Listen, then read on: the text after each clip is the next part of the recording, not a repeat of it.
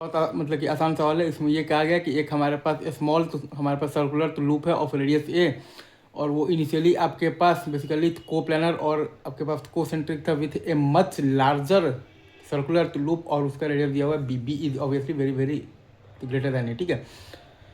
और ये बड़े वाले लूप में एक कांस्टेंट आपके पास करंट बह रहा है आई, ठीक है, जो कि आपके पास फिक्स्ड है बेसिकली, ठीक है।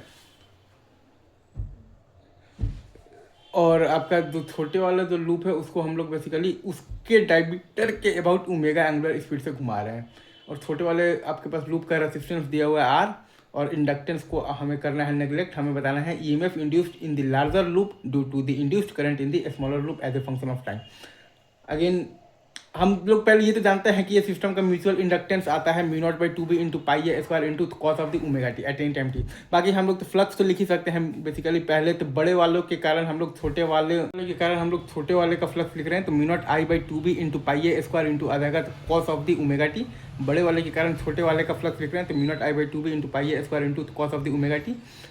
तो छोटे वाले में ई एम एफ इंड्यूस आएगा ई बराबर minus D phi by D T से हम लोग निकालेंगे, तो mu not I by two pi, नहीं सॉरी, तो mu not I by two B into omega into sine omega T into आ जाएगा तो पाई ए स्क्वायर।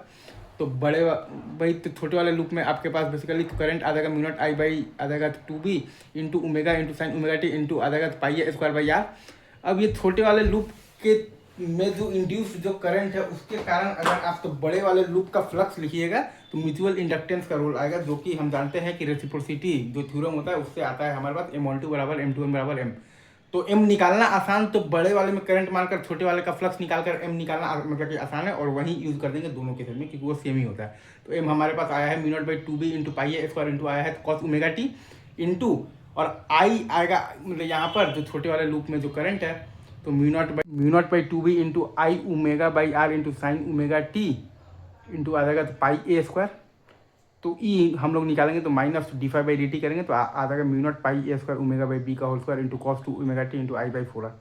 ई बराबर आ जाएगा हमारे पास minus D phi by D T, तो mu naught pi A square omega by B और ये पूरा का होल स्क्वायर इंटू आ जाएगा तो cos two omega T into I by four. That's it from my side. चलिए ठीक है सर, लव यू गाइस। पूरा ये फ्लो अगर आपको समझ में आएगा, म्यूचुअल इंडक्टेंस का कॉन्सेप्ट अगर आपको आता होगा तो ही आएगा। बहुत अच्छा सवाल है वैसे, ठीक है।